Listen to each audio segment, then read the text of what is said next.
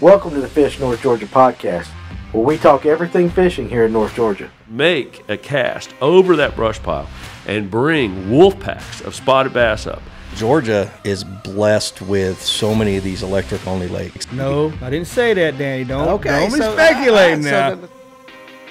Hey guys, we're back on this episode of the Fish North Georgia minicast. We've got something special for you.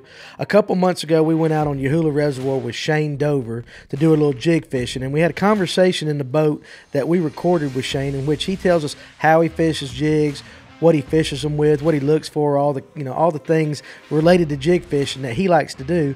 And we thought it would just make a fantastic mini cast, just a conversation on the boat. So we're going to bring that to you in this episode, and we hope you can use it. Now, this episode was brought to you by Georgia Blade, and Georgia Blade is a local company here in Dawson County, Georgia. They make a great assortment of products from spinner baits, jigs, A-rigs, spoons, and they have a sheepoon, which is an exclusive Georgia Blade product. So go to their website at georgiablade.com, and they'll have a list of all the local tackle shops that sell their products. And Josh and I use them, and they work, and I can't say enough good things about them. So let's get into this conversation that Shane and I have, and I hope you can learn and enjoy it. Okay, so we're here on Yahula Reservoir today with our good friend Shane Dover from Dover Fishing Adventures. If you remember from podcast number 1, Shane talked a lot about jig fishing, and so we talked him into coming out to this local reservoir and teaching us how to jig fish. So once we got on the lake today, what were we looking for first thing? First thing I look for is like the water clarity, of course, the cloud cover, the conditions that we're fishing in. And like here at Yahula Reservoir, I like to look for rocks, I like to look for wood, I like to look for drop-offs, any type of, change in current, river channel, swings. That's kind of what I look for when I'm jig fishing. Now, you mentioned something to me earlier today in that the water going over the dam here. If the water's going over, we have current. We have current. We have a lot of current. And today we did not have that. We did not. No, we haven't had a whole lot of rain here in North Georgia lately, like we needed to bring. The lake's low. Right.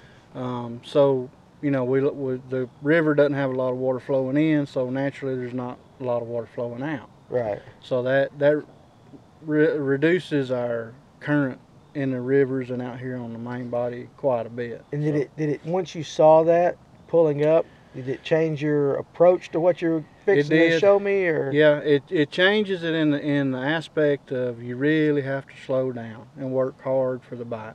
Okay. Because there's just not, the zooplankton and the crayfish aren't as active when there's no flow, when there's not a lot of flow, a lot of current. So you really have to slow down at that point. Gotcha. And this being one of the smaller reservoirs, you still mentioned that you thought this lake might have turned over or is in the process of turning over. It did look like that. I mean, the water's got kind of a brown tannic tint to it, and we're seeing all that, a lot of bubbles and a lot of different stuff out here on the water that gives me the hint that it is turning over. And if you could take just a second to tell, maybe a viewer out there who doesn't quite understand what the turnover is.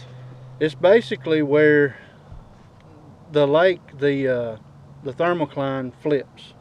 Right. And in the summer, your colder water is deeper because your surface temperature is a lot warmer.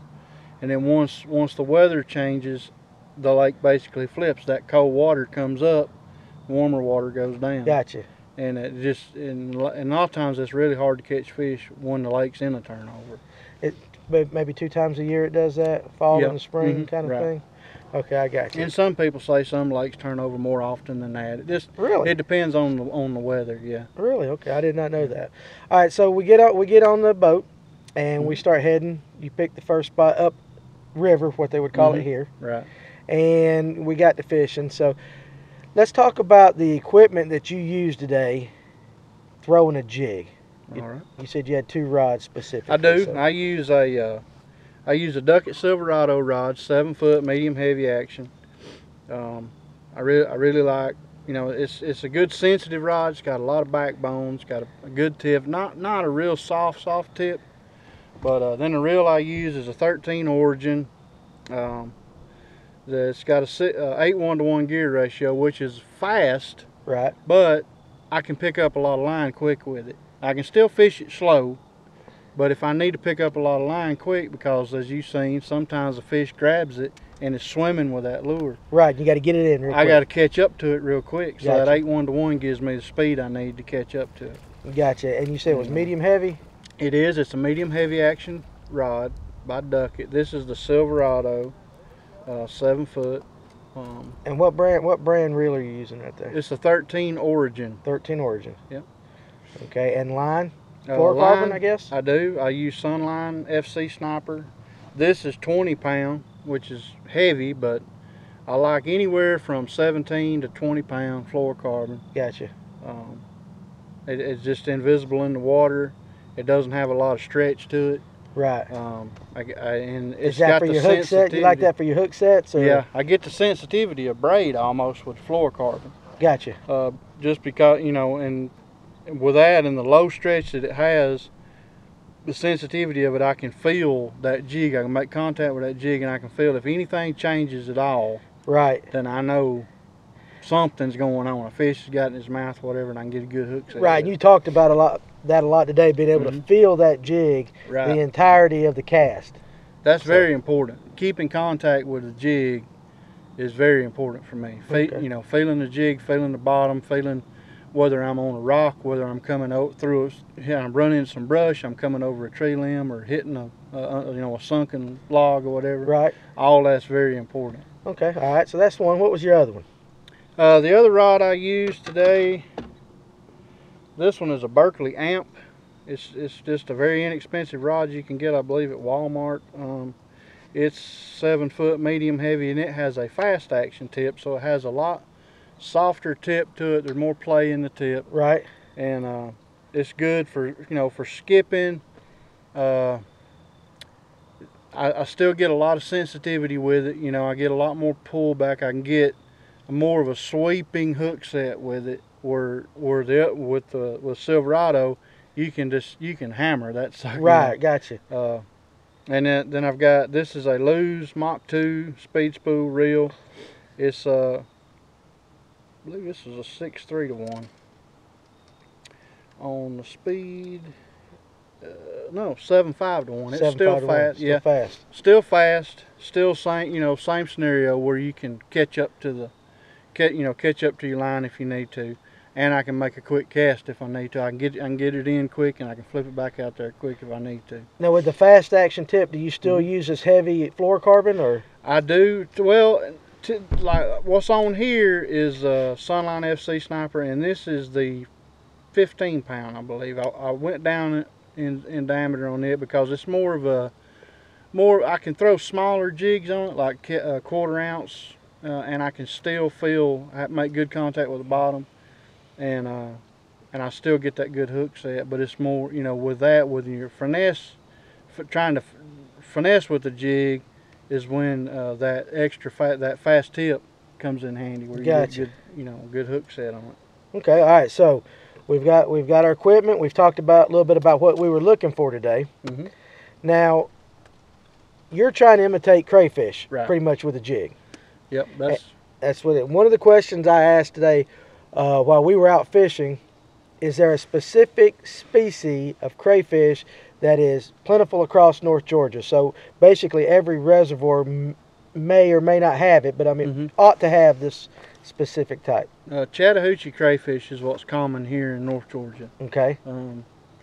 And color changes. I mean, the Chattahoochee crayfish, you can research pictures of how they look different times of the year, but they've always got like an orange tint to them, a green pumpkin, and sometimes in the molting stage you'll see some blue in them. They'll really have a lot of blue tint, like a teal almost color, right, tint to them. Now when you say molting, kind of similar to a snake shedding its skin, right, exactly. Their exoskeleton, I guess they're growing into the next one. Right, yep, they're growing a little bigger.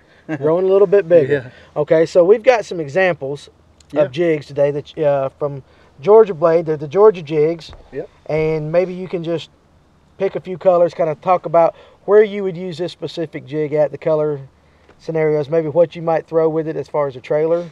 Sure. So this is actually the specific one I used today, which is 3/8 ounce Georgia jig, and it's got I like this jig a lot. It's got a lot of like green pumpkin magic type tint to it. It's got some orange tint in it.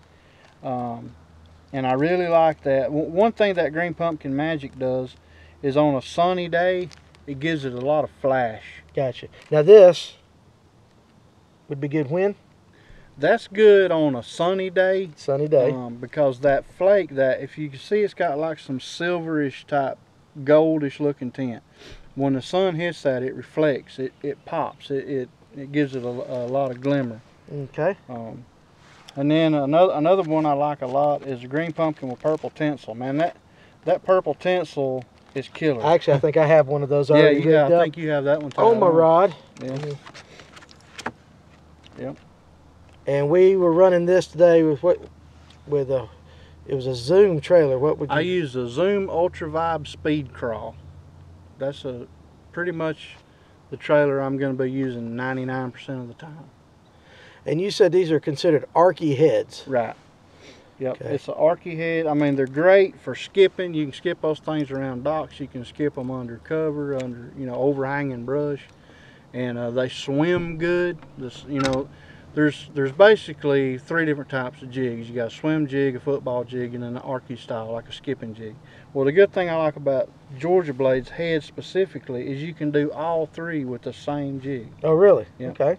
Because the way the head's designed, it skips really well, it swims really well, and it doesn't get hung up. I mean, football head is one of the jigs you use around rock and stuff because it doesn't hang up as much. You got that big wide head up there. Right. But the way they design those is they work great around rock. One of the things I often hear people talk about with color combinations is black and blue. Yep. And some people will throw black and blue religiously. It's their go-to color, whether it's on a jig, shaky head worm, or something like that. So this is the Georgia jig in a black and blue. I would just basically call that a black and blue. Now, what is this mimicking as far as a crayfish? Well, you're still mimicking a crayfish. Right. But for me, the reason to use black and blue is because water clarity. Water clarity. So in dirty water or clear water? Dirty water. Dirty water. Yep. Because they're seeing a silhouette. Gotcha. They're not, the water's muddy. They've lost one of their senses, which is sight. Right. So they can't key in on like a red flake or a magic type color. They can't key in on that. So we're going dark. They're looking for a silhouette. Right. And they're listening for sound. Right. And so a big bulky black and blue jig is gonna give off a lot of bulk. It's gonna give off a good shadow, a good silhouette in the water, and it's easier for them to key in on. I got you. Now I noticed also while we were out fishing, these do not have these specific models, but you do say that Georgia Jig makes some with the rattles in there. They do. I have some. Yeah. And maybe we can get one of those out and shake it for the camera just to show the difference. Yeah, the rattles are great. And while you're using Actually, I have it tied on right now. Do you have it tied on? And while you have, when you're talking about it, explain to the viewer the purpose of the rattle. Yeah, that's the rattles that Georgia Blade uses. It's got 2 rattles that are attached to the skirt tie, and can you get that, Josh? Are you getting it right there? You can hear the rattle in there. Well, when that thing is coming along and it's bouncing off rocks or trees or whatever, every time it hits, those rattles are making noise. Making noise. And that bass is going to key in on that, especially with the water condition. When water clarity isn't all that good, he can't really see it that well, but he can definitely hear it. Feel it along the lateral line too, that little vibration and stuff. When that thing is bouncing off those rocks and trees and you're shaking it around down there with the line itself, it's putting off that rattle, and he can easily, with the silhouette, he can key in on that, and he's gonna grab that thing. One thing that I have noticed back in the 80s when I was first learning how to fish, and I'm not a very good jig fisherman, but it was back in the day, they called it a pig and jig. Right. So you had the big old leather chunk, Uncle Josh, right, pig and jig, the trailer. But I've noticed today that a lot of the trailers, a lot of the jigs are much more smaller and streamlined. Is there a reason why, or is it just the way it is today? It's the style today. Like for me, a lot of guys that fish with me that know what I use. They know I use the Zoom Ultra Vibe Speed Crawl. Right. And I use that no matter what the conditions are. I mean, they make a Brazilian colors. Right. And So I keep it simple. Everybody knows I use Green Pumpkin Magic. That's one of my all-time. That's what's tied on this jig is Green Pumpkin Magic trailer with zoom. And what I like about it is a couple different things. The little feet on there, the little crawls, give it a lot of action in the water. When that thing's coming along, when it's hopping, those little crawls are back there vibrating, and it's putting off a lot of motion in the water. It's moving a lot of water, which is, you know, bass key in on that. Right. Like you said with their lateral line. The other thing cool about it is it being flat like it is, it skips great. I mean, with we noticed that today, you skipping some with the flat side of the archy head and the flat side of that zoom speed crawl, you can skip this thing a mile. I mean, getting way back under docks, and like a lot of the big chunk trailers, right? When that sucker hits the water, it's dead. It's dead stop. It's dead just weight. a splash, Boom. and you're done. I got you. But if you can streamline it down, and this is one of the better streamlined trailers I've found, just because you can do so much with it, you know. And I trim mine. I have some under here that I could show that haven't been trimmed, but they come a little longer. I trim it so that it fits on the hook, you know, where the fish aren't. I don't have a lot of extra bulk. You're talking about the trailer, right? The trailer right, itself, right? Because I trim it so, like we talked about earlier, when the fish bites it, I want it to bite hook and all. Gotcha. I don't want to have a bunch of extra trailer and stuff back here where he bites the trailer and he's not getting my hook. That's probably why I didn't get any bites, because I did not trim mine properly. Right. So, okay, so we've talked about what we were looking for once we got on the water, on the lake, and we've talked about the equipment, we've talked about the bait. Now let's talk about the bite. And the reason I want everybody to understand this is because somebody like me who's not a jig fisherman, I'm more finesse.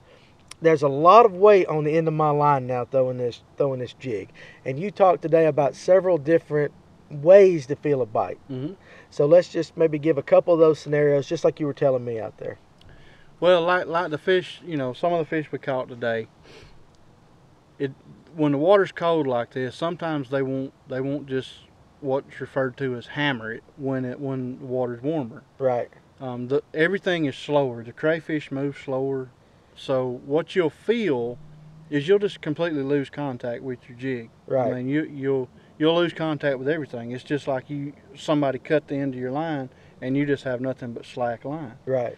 And typically when that happens, a fish has grabbed it and he's swimming with it. He could be swimming towards the boat, left or right, you know, and you just lose. So that's why the high-speed reel comes in handy to me. I can catch up to him, feel okay he's there, and I can set the hook on him. Right. That's one type bite. The other type is when they're hammering it, and that you're going to feel, it's like if you held your line, somebody held your line tight, pulled it tight, and took a pencil and smacked your line with it, you're going to feel that tap. You're going to feel that jar. Right. I love that bite, because you know he's got it. You know he's got it. Not in his pocket. Yeah, he sucked that thing in. He's got it. And as soon as you feel that, set the hook, because yeah, it's not in his pocket. Now you mentioned though it's a little bit different, because I was trying to describe how I feel sometimes with a Texas rig or something like that, feeling the brrr. That's not as common with a jig though, correct? No. Usually you're either gonna get that bite where it's a slack line. They're swimming. They come up on it. They see it. They suck it in, and they just keep cruising with it. Right. Or you're gonna get the hammer type bite where they just engulf it, or you're gonna get where they suck it in and they sit there. And that's a hard bite to detect, because you don't know if you've just hit a stump, a tree, right. Or what. It just all of a sudden it just stopped. You still feel it, but it's not moving. Right. And a lot of times they will come up, they'll nose up to it, they'll see it, they'll be looking at it. You shake it, hop it, drag it, and they just suck it in and sit there. And what they'll do is they'll try to crush it to kill it, like they eat crayfish with little crushers in the back. They'll crush it. So they're sitting there doing that, and you may feel that on your line. Right. And set the hook, because it's in his mouth. It's in his mouth. If not, as soon as he tries to crush it a time or two and realizes this ain't no crayfish, it's coming right back up. I got you. Is there a specific time of year in which jig fishing is preferable to any other type? I mean, I know with you, you like to fish it year round. Yeah, I fish. Let's just take somebody like me who doesn't do it as often. Mm-hmm. What time of year would be the best? Springtime. Springtime. Mm-hmm. And when they're coming out. See, they go. When you say the crawfish are coming out. Yeah. Okay. When they start coming out, they have a spawn, I guess you'd call it, right. like anything else does, and it's in the spring. And when they start coming out of their little mud holes that they've dug into the banks, and they start getting out into the rocks, and they start feeding, and you've got the fresh algae coming on the lake. That's prime time to be jig fishing. That is prime time to be jig fishing. That's when they're going to be hammering it. All right, Shane, I tell you, man, I really appreciate you coming out here, spending some time teaching me a little bit about jig fishing. I had a great time. I did too. And I have to say I got skunked, but I did learn. So maybe we'll revisit this in a year, and I will be whipping you at it. You know, I doubt it. But anyway, I'm looking forward to it. For those of you that want a little bit more information, if you remember, you can go back to our Fish North Georgia's podcast number one with Shane Dover, and you can listen a little more in depth about how he likes to fish a jig, because the entire thing's about fishing a jig pretty much. But also, you give your time to us, and I am so appreciative. So I want to give you a little bit of time to plug yourself again. So I want everybody to go follow Shane at Dover Fishing Adventures on Instagram and on Facebook. You can find me there. I also run the Real Lake Lanier Fishing Group on Facebook, where if you're interested in finding out information about Lake Lanier, it's a great place to come.